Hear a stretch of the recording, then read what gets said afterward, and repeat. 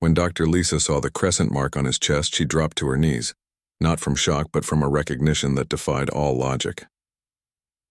The rain was coming down hard that Tuesday night when Dr. Lisa Martinez heard the ambulance sirens getting closer to Cedar Falls Hospital. She had been working the emergency room for 3 years now, but something about tonight felt different. Maybe it was the storm, or maybe it was just one of those nights where everything seemed to happen at once. The automatic doors burst open as the paramedics rushed in with a man on a stretcher. He was conscious but clearly in pain, his dark hair wet from the rain and his leather jacket torn in several places. Lisa quickly glanced at his face and noticed something unusual. Despite the obvious injuries, his eyes were incredibly alert and seemed to take in everything around him with an intensity she rarely saw in accident victims. "What happened?" Lisa asked the paramedic while pulling on her gloves. "Motorcycle accident about 10 miles out on Highway 9, the paramedic replied, slightly out of breath. "Says his name is David Stone. Claims he swerved to avoid hitting something in the road, but there were no other vehicles around. Possible broken ribs, definitely some road rash, but his vitals are surprisingly stable." Lisa nodded and began her examination. David was probably in his late 20s with strong features and what looked like calloused hands, someone who worked with them regularly. But what struck her most was how calm he seemed for someone who had just been in a serious accident. "How are you feeling, David?" she asked, checking his pulse. It was steady but faster than normal. "I've been better," he said with a slight smile that didn't quite hide the worry in his eyes. "But I heal pretty quickly. Always have." Lisa made a note on his chart. Patients often said things like that, trying to downplay their injuries. She had learned to focus on the medical facts rather than what people claimed about themselves. "We're going to need to get some x-rays to make sure nothing is broken internally. The nurse will help you get ready." 20 minutes later, Lisa was looking at David's x-rays with confusion. The films showed some bruising, but nothing like what she expected from the severity of the accident the paramedics described. Even stranger, some of the cuts she had cleaned earlier seemed to be healing faster than normal. When she returned to his room to discuss the results, David was sitting up on the examination table. The nurse had given him a hospital gown to change into, but he was still wearing his torn shirt underneath. "Good news," Lisa said, reviewing the films one more time. "No broken bones, and the internal bruising isn't as bad as we initially thought, but I want to do one more check of your chest area to make sure we didn't miss anything." David hesitated for a moment, his hand moving to his shirt as if protecting something underneath. "Is that really necessary? I feel much better already." "I'm afraid so. With chest trauma, we can't be too careful. Sometimes internal injuries don't show up right away." Lisa kept her tone professional but friendly. She had dealt with patients who were modest or uncomfortable before. David looked at her for a long moment as if trying to decide something important. Finally, he nodded and began to unbutton his shirt. "There's something you should know," he said quietly. "I'm not exactly like most people." Lisa was about to ask what he meant when he pulled his shirt open. Right there, in the center of his chest, was a birthmark unlike anything she had ever seen. It was shaped like a crescent moon, but with intricate patterns inside it that almost looked like they had been carved by an artist. The mark was dark against his skin and seemed to shimmer slightly under the hospital lights. The moment Lisa saw it, something happened that she couldn't explain. The room seemed to spin around her, and suddenly she felt incredibly weak.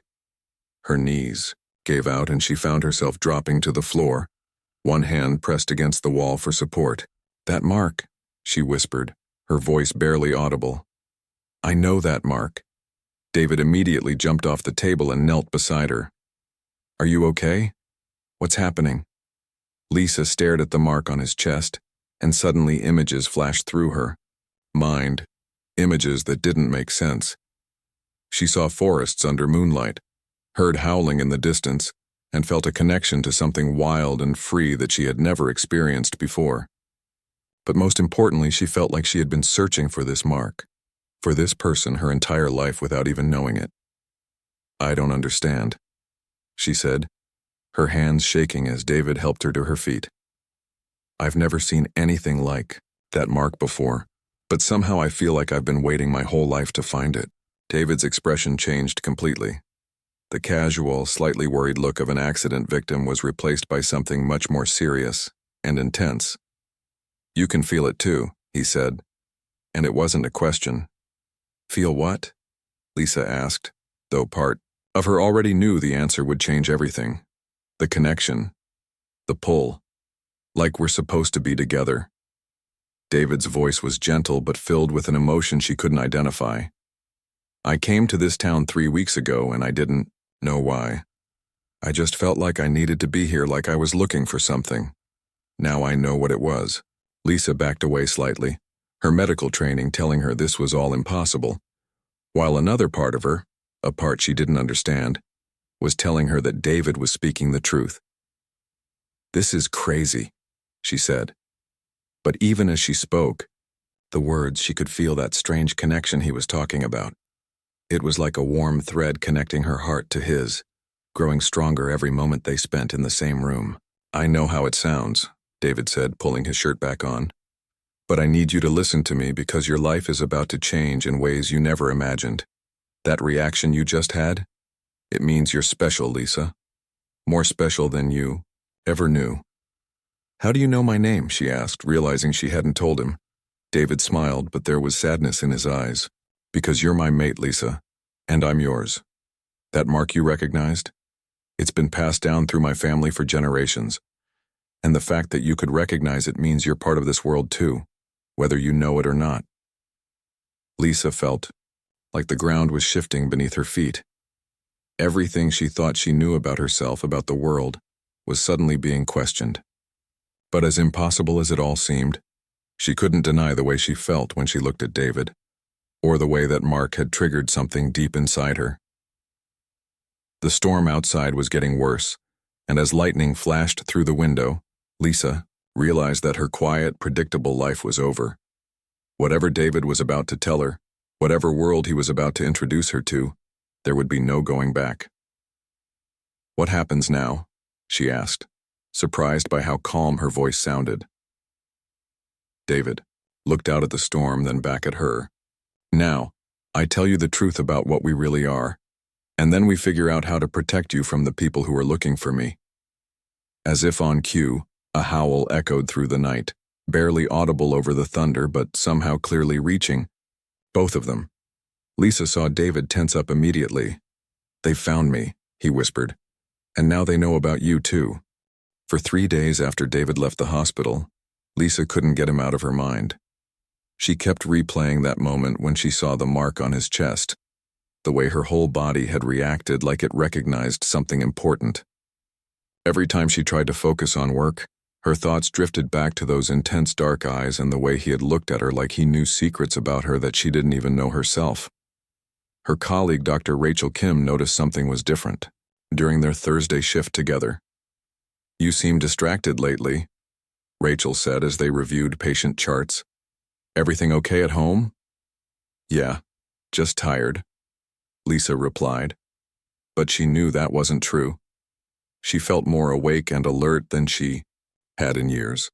Colors seemed brighter, sounds were clearer, and she found herself staying up late staring out her apartment window at the moon. That evening, as Lisa walked across the hospital parking lot to her car, she heard footsteps behind her. Her heart started beating faster even before she turned around and saw David standing under a streetlight. He looked like he had been waiting for her, and despite everything that had happened, seeing him made her feel safer rather than scared. "You came back," she said, surprised by how relieved she sounded. "I had to," David replied, walking closer. His voice was gentle but serious. "I couldn't leave things the way they were between us. You have questions, and you deserve real answers." Lisa glanced around the empty parking lot. A few cars were scattered, here and there, but they were alone. "This probably isn't the best place for the kind of conversation I think we need to have." "You're absolutely right. Would you like to get some coffee? Somewhere quiet where we can actually talk?" 20 minutes later, they were sitting across from each other in a small cafe on the outskirts of town. Lisa had ordered her usual coffee with cream, but she noticed David had only asked for water. Everything about him seemed different from the men she usually met, more aware of what was happening around him, more careful about his words, like he was constantly listening for something she couldn't hear. "So," Lisa said, wrapping her hands around her warm coffee cup, "are you going to tell me what's really happening here? Because I've been thinking about what happened at the hospital for 3 straight days, and none of it makes any logical sense." David leaned forward slightly, his expression becoming more serious. "What I'm about to tell you is going to sound completely impossible, but I need you to listen with an open mind. Can you do that for me?"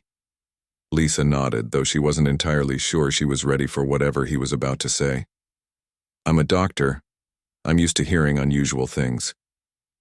That mark you saw on my chest," David began slowly, "it's not just some random birthmark that I was born with. It's actually a sign that I belong to a family that's very different from regular humans. We're stronger than normal people, we heal much faster when we get hurt, and we have certain abilities that most people wouldn't understand or believe."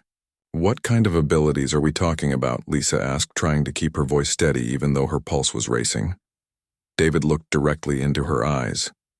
"We can change our shape, transform into something else, something that most people think only exists in old stories and movies." Lisa stared at him for several long seconds. "You're talking about werewolves." "I am," David said simply, watching her face carefully for any sign that she was going to run away or call him completely insane. Instead of panicking, Lisa found herself staying surprisingly calm. Maybe it was because, somewhere deep in her mind, she had already suspected that something like this might be true. The way he moved, the way he seemed to know things he shouldn't know, the way her body had reacted to seeing that mark. It all started to make sense in a strange way. "And you think I'm one too?" she asked quietly. "I think you carry the blood of our kind in your veins, but it's been sleeping inside you for your whole life. That's exactly why you recognized my mark when you saw it, why you felt that instant connection between us. Your body already knows what you really are, even if your conscious mind doesn't understand it yet." Lisa took a slow sip of her coffee, trying to process everything he was telling her. "This is definitely a lot to take in all at once." "I know it is," David said gently. "And I really wish I had more time to explain everything to you slowly and carefully, but we might not have that luxury right now." "What do you mean by that? Remember that howling sound you heard at the hospital the night we met? That was members of my former pack. I left them several months ago because their leader was doing things I couldn't support, hurting innocent people who got in their way, using our abilities to frighten and control others instead of protecting them. And now they know about me," Lisa said, remembering what he had said that night. "Exactly. And if they think you're important to me, they might try to use you as a way to get to me. That's how they operate. They find people's weaknesses and exploit them." Lisa felt a chill run down her spine that had nothing to do with the air conditioning in the cafe. "So what are we supposed to do now?" "Now we wait and see if what I suspect about you turns out to be true.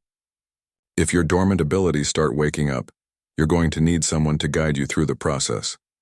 And if my old pack decides to show up here in Cedar Falls, you're definitely going to need protection.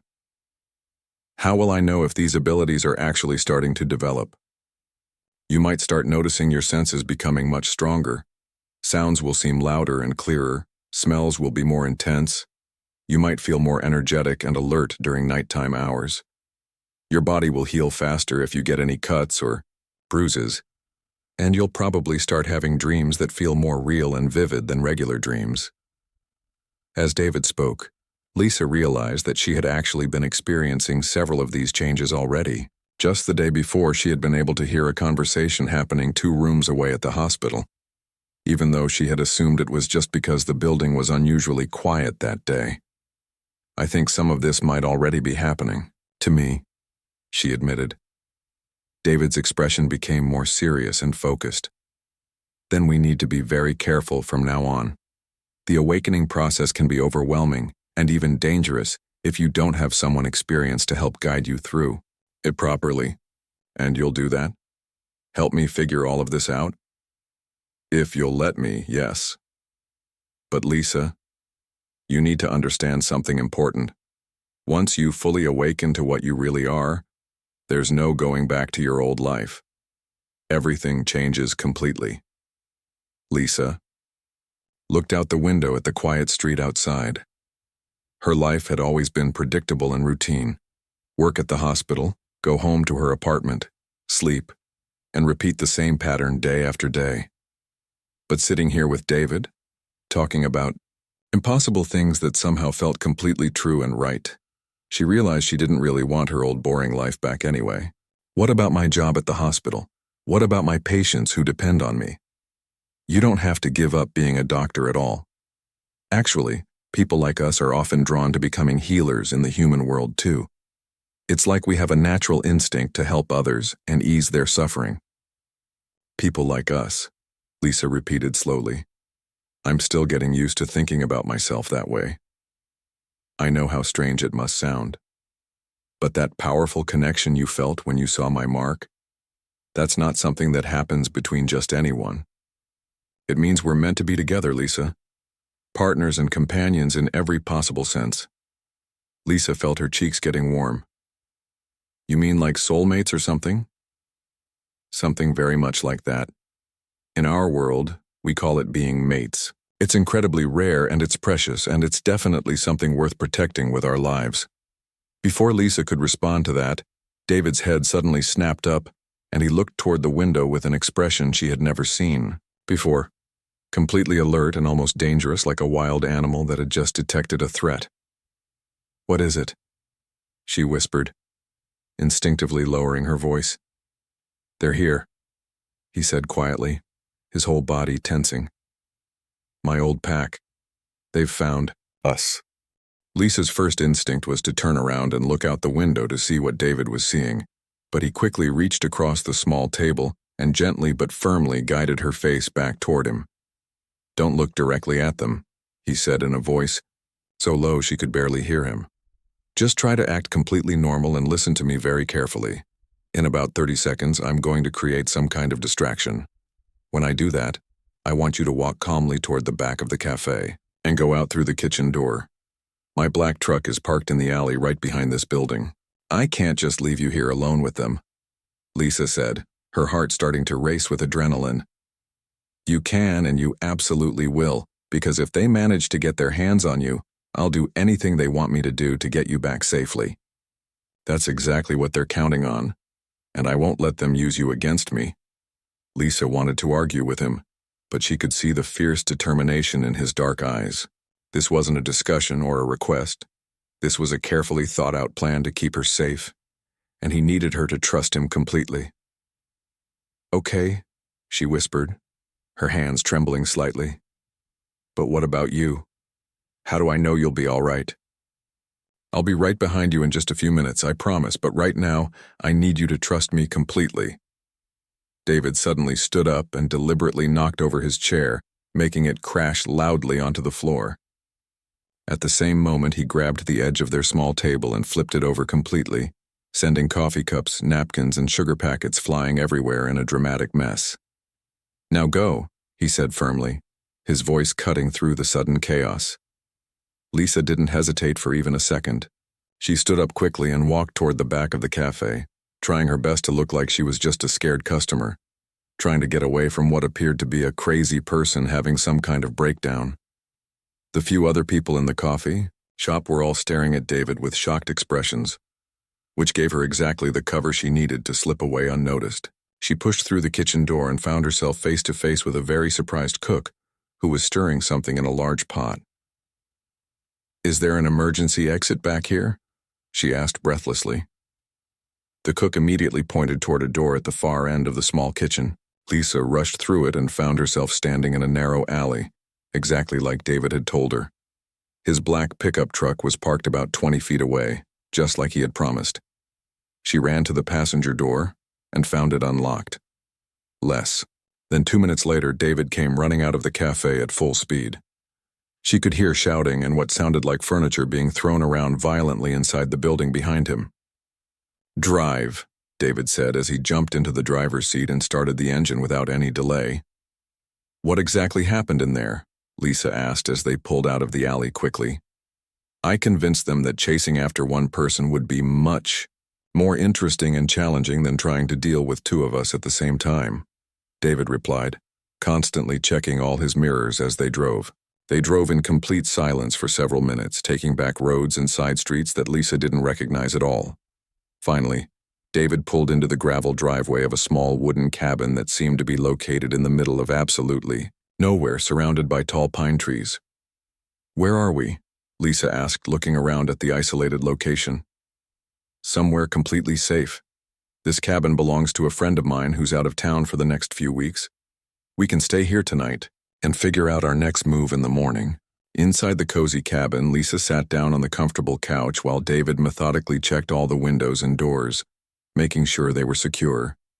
She was amazed at how calm and centered she felt, considering everything that had just happened. A week ago, if someone had told her she would be hiding from dangerous werewolves, she probably would have recommended that they see a psychiatrist. "David," she said when he finally finished his security check and sat down next to her on the couch, "I need you to tell me more about this mate thing you mentioned, because what I'm feeling right now, it's definitely not normal." "What exactly are you feeling?" he asked, turning to face her completely. "Like I'm safer and more protected with you than I've ever been anywhere else in my entire life. Like I've known you for years instead of just a few days. And when those people were threatening you back at the cafe, I wanted to protect you too, even though I have absolutely no idea how to fight anyone." David smiled, and for the first time since she had met him, he looked completely relaxed and at peace. "That's the mate bond working between us. It makes us stronger and more capable together than either of us could ever be apart. Is it some kind of magic or supernatural force?" "Not exactly magic in the way most people think about it. It's more like a very deep instinct that runs in our blood and connects our souls. When we find our true mate, our bodies and our spirits recognize them instantly and completely. That's exactly why you had such a strong physical reaction when you saw my mark for the first time."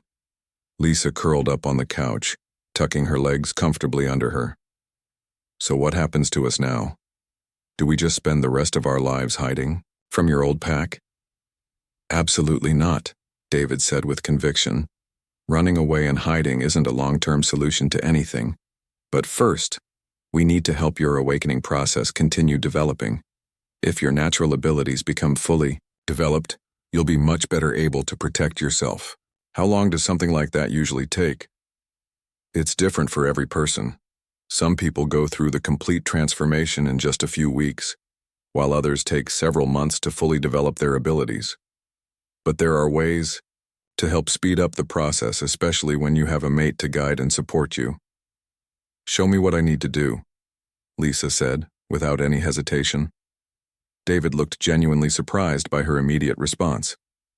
"Are you absolutely sure about this? Once we really start this process, there truly is no going back to your old life." "I'm completely sure. My normal, boring life ended the exact moment I saw your mark. I'd rather move forward and embrace whatever I'm becoming than spend time wishing things could go back to the way they were." David moved closer to her on the couch, close enough that she could feel the warmth radiating from his body. "The first step is learning to connect with your natural instincts instead of fighting against them or trying to suppress them. You've probably been pushing down certain feelings and reactions your whole life without even realizing you were doing it."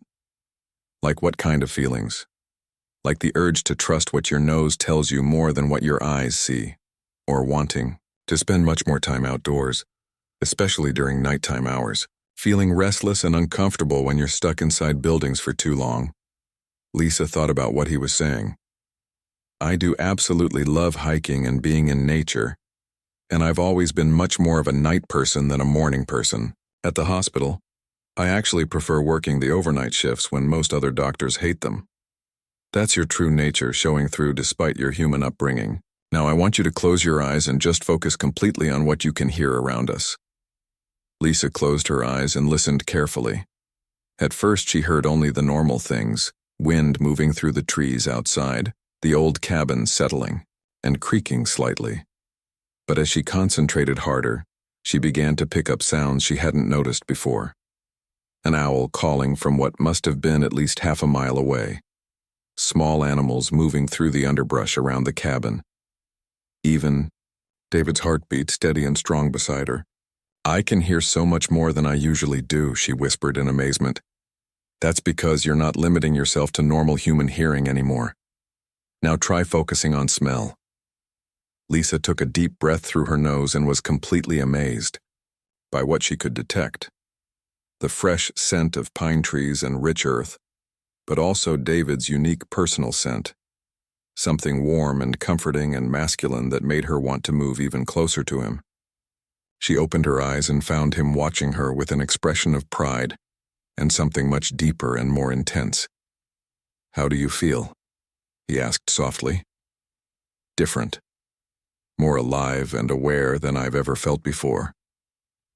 Lisa looked down at her hands and flexed her fingers experimentally. Even her sense of touch seemed enhanced and more sensitive. "Is this what it's always like for you?" "This is just the very beginning of what you're capable of," David said. "As the bond between us grows stronger and deeper, your abilities will continue developing much further." Lisa felt a warm, golden sensation spreading slowly through her chest, like sunlight flowing through her veins from the inside. She looked at David and could see that he was experiencing the exact same feeling. "What is that beautiful sensation?" she asked. "That's our mate bond deepening and strengthening.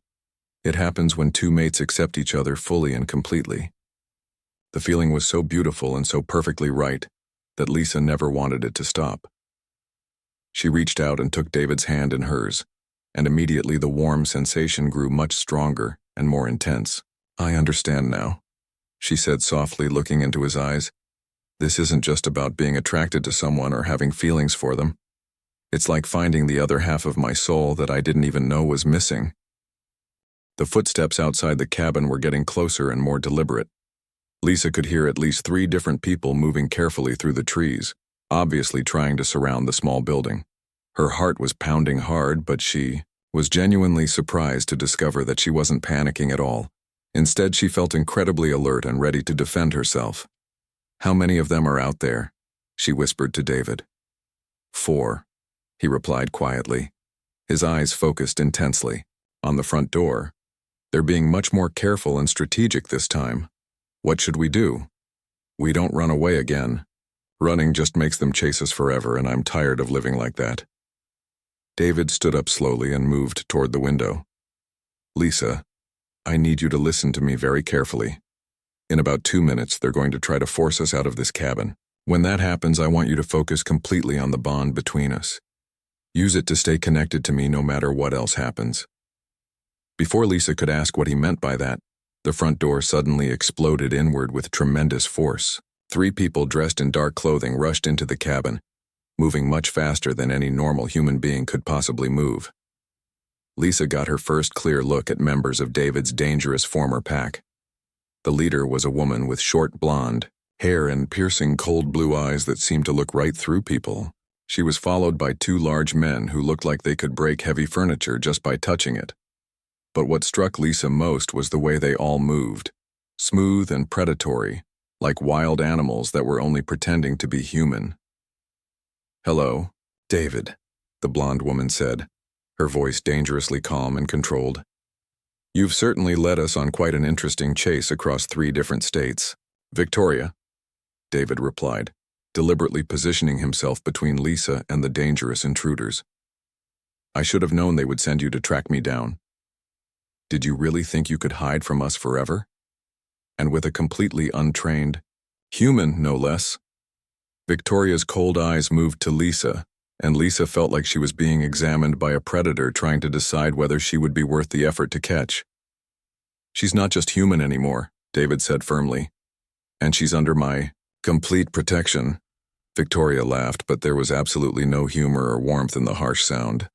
"Your protection? You're in no position to protect anyone right now, David. You broke the most sacred pack laws when you abandoned us. The punishment for that crime is death." Lisa felt intense anger rising in her chest, not just her own natural anger, but something much wilder and more powerful. "He left because you were hurting innocent people who couldn't defend themselves," she said. stepping forward despite David's attempt to keep her safely behind him. "Oh, the little human has strong opinions about things she doesn't understand," Victoria said mockingly. "How absolutely precious."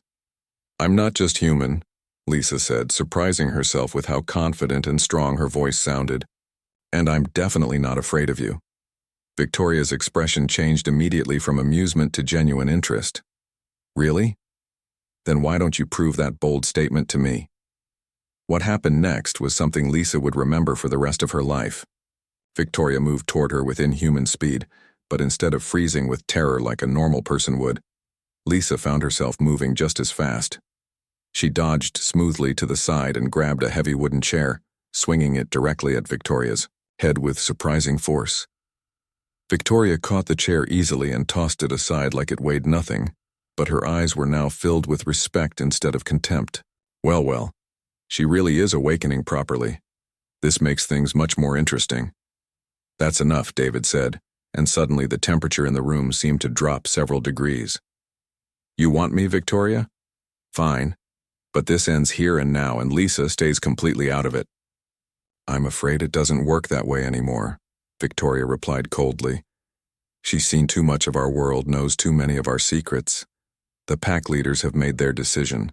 She's either with us or she's against us." "Then I guess she's definitely against you," Lisa said, feeling incredible power flowing through her body like electricity. The fight that followed was unlike anything Lisa had ever experienced in her entire life. David moved like liquid lightning, somehow fighting two of the large men at once while Lisa found herself facing Victoria directly. To her complete amazement, she was actually able to keep up with the experienced fighter. Her body seemed to know exactly what to do without her mind having to think about it. But they were badly outnumbered, and Victoria's pack had many years of experience fighting together as a coordinated team. Just when Lisa thought they might be completely overwhelmed, she heard new voices calling out from outside the cabin. "David, Lisa, are you in there? We're here to help." "That's Alex," David said, throwing one of his attackers completely across the room. "Our backup finally arrived." The rescue came in the form of 3 people Lisa had never seen before, but who clearly knew David very well.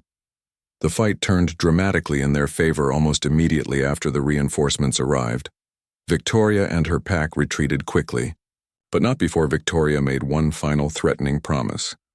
"This isn't over by any means," she called out as they disappeared back into the dark forest. "The pack leaders want her specifically, David. They'll send more of us, and we'll keep coming until we get exactly what we want." After the attackers were gone, Lisa collapsed onto the couch, adrenaline making her hands shake uncontrollably. "Who were those people who helped us?" "Friends," David said, sitting beside her and carefully checking her for any injuries. "Other wolves who left our old pack for exactly the same reasons I did." A tall woman with long, dark hair approached them, cautiously. "I'm Alex," she said, extending her hand to Lisa in a friendly gesture. "We've been tracking Victoria's group for several weeks now. When we heard they had finally found David's location, we came as fast as we possibly could." "Thank you so much," Lisa said, shaking her hand gratefully. "I honestly don't know what would have happened to us if you hadn't shown up when you did." "You were holding your own pretty impressively," said one of Alex's companions, a friendly-looking man with a thick beard. "I'm Connor. What you did back there was genuinely impressive for someone who just awakened to their abilities." "Is it always going to be like this?" Lisa asked, looking between all of them. "People trying to hurt us just because we're together?" "Not if we do something decisive about it," Alex said with determination. "Victoria's pack has been causing serious problems for our kind for many years now. They think power means hurting and controlling others. But there are those of us who believe there's a much better way to live." "What exactly are you suggesting we do?" David asked. "We stop running away from them and start fighting back properly. Not just with violence and force, but by showing people there's another way to use our abilities, to protect and help instead of harm." Alex looked directly at Lisa with respect. "Your awakening is very special and unusual. Most of us are born already knowing what we are, but you chose to embrace this life. That makes you powerful in ways that genuinely scare people like Victoria. Lisa felt the bond between her and David growing even stronger as she made her important decision. Then let's stop running away from them. 2 weeks later, Lisa was constantly amazed at how dramatically her entire life had changed. She was still working her regular shifts at the hospital, but now she was also learning to use incredible abilities she never knew she possessed. Alex and her group had become like a close family, patiently teaching Lisa and David how to build a completely new kind of pack, one based on choice and mutual respect, rather than fear and domination. But Victoria's dangerous pack wasn't giving up their pursuit. They had started causing serious trouble throughout Cedar Falls, obviously hoping to draw Lisa and David out into the open where they could be captured. Several animals had been found injured in the forest, and there had been multiple break-ins around town during the night. Lisa knew they were systematically searching for her. "We can't let them terrorize innocent people just because of us," Lisa told David as they sat together in the cabin that had become their temporary home. "I completely agree," David replied. "Alex and I have been discussing our options. It's definitely time to end this situation permanently, but we're going to do it our way instead of theirs." "What do you mean by that?" "Victoria's pack operates according to the old rules. Might makes right. The strongest person leads, and everyone else follows without question or gets seriously hurt. But we're going to show them that there's real strength in working together, in protecting people instead of controlling them." Alex knocked on the door and entered with Connor and 2 other pack members Lisa had gotten to know well over the past weeks. "The town council meeting is scheduled for tonight," Alex announced. "If we're going to go through with this plan, now is definitely the time." Lisa looked confused. "What town council meeting?" "We're going to tell the people of Cedar Falls the truth about what's been happening," David explained carefully. "Not everything, but enough so they can properly protect themselves and their families. And then we're going to make Victoria choose, leave peacefully and never come back, or face all of us working together." "You want to reveal what we really are to regular humans?" Lisa asked, her medical training making her worry about causing panic and chaos in the community. "Only to the town leaders and only the information they absolutely need to know," Alex said gently. "There are already rumors spreading about the strange animal attacks. It's much better that they know there are people actively working to protect them." That evening, Lisa found herself sitting in the Cedar Falls Community Center next to David, facing the 5-member town council. Mayor Wilson, a kind woman in her 60s, looked understandably skeptical, but genuinely willing to listen to what they had to say. "Let me make sure I understand this correctly," the mayor said after David had finished carefully explaining their unusual situation. "You're telling us that the recent animal attacks aren't from actual wild animals at all, but from people who can somehow change their shape?" "I know it sounds completely impossible," Lisa said, "but I'm a medical doctor. I deal with facts and evidence, not fantasies or delusions, and I'm telling you this is absolutely real." "And you can do this transformation too?" asked Councilmember Thompson. Lisa looked at David, who nodded encouragingly. She closed her eyes and allowed her enhanced senses to expand fully. When she opened them again, she could see that her eyes had changed dramatically. They were much brighter and more intense than normal human eyes. The council members stared in obvious amazement, but none of them ran away or started screaming in panic. Cedar Falls was a small town where people had learned to accept unusual things over the years. "What do you need from us?" Mayor Wilson asked in a practical tone. "Tomorrow night is the full moon," Alex explained. "Victoria's pack will be at their strongest and most aggressive, but they'll also be forced to reveal their true nature if we confront them directly. We need all the townspeople to stay safely indoors after sunset, and we need your official permission to handle this situation our way." "And if you can't handle them successfully?" Thompson asked with concern. "Then you call the state police immediately and tell them you have a pack of extremely dangerous rabid wolves loose in your town," David said grimly. "But I promise you it won't come to that."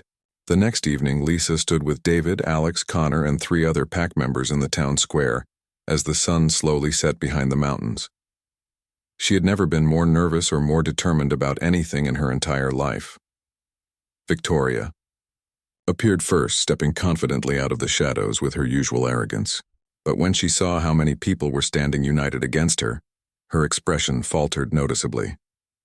"You've been quite busy," Victoria said, trying to sound casual and unconcerned. "Building your little amateur army." "We're not an army," Lisa said, stepping forward with confidence. "We're a family, and families always protect each other." "How incredibly touching," Victoria sneered. "But you're still badly outnumbered." "Are we really?" Alex asked calmly. That's when the townspeople appeared. Not to fight. Lisa and her pack would never ask innocent civilians to put themselves in danger, but to show their complete support. Mayor Wilson stepped out of the community center, followed by dozens of residents. They stayed at a safe distance, but their message was crystal clear. Lisa and David belonged to Cedar Falls now. Victoria looked around nervously and realized that her small pack was facing not just other supernatural beings, but an entire community that had chosen to stand together against them. "This isn't over," Victoria said, but her voice had lost its usual confidence. "Yes, it absolutely is," David replied firmly. "You can leave peacefully right now, or you can face all of us together. The choice is entirely yours." Victoria stared at him for a long, tense moment, then at Lisa, then at all the townspeople watching from a distance. Finally, she turned to her pack members with obvious frustration. "We're leaving," she said through gritted teeth. "Cedar Falls isn't worth this much trouble." As Victoria's pack disappeared into the forest for the final time, Lisa felt a tremendous weight lift from her shoulders that she hadn't even realized she was carrying. "Is it really over?" she asked David. "This part definitely is," he replied, pulling her close. "But our real story is just beginning." 6 months later, Lisa and David were married in a beautiful ceremony in the town square. Alex officiated the wedding, and nearly half the town attended the celebration. Lisa kept her beloved job at the hospital, but she also helped other awakening wolves learn to control their developing abilities safely. Cedar Falls became widely known as a place where unusual people were welcomed with open arms, where differences were celebrated instead of feared. And late at night, if you listened carefully while walking through the streets, you might hear the distant sound of wolves running joyfully through the forest, not hunting for prey, but simply playing. Finally, free to be themselves in a place they could truly call home. Lisa never regretted that stormy Tuesday night when David walked into her emergency room. Sometimes the most important and life-changing moments come disguised as ordinary workdays, when everything transforms because you're finally ready to see the truth that was always there, patiently waiting for you to find it.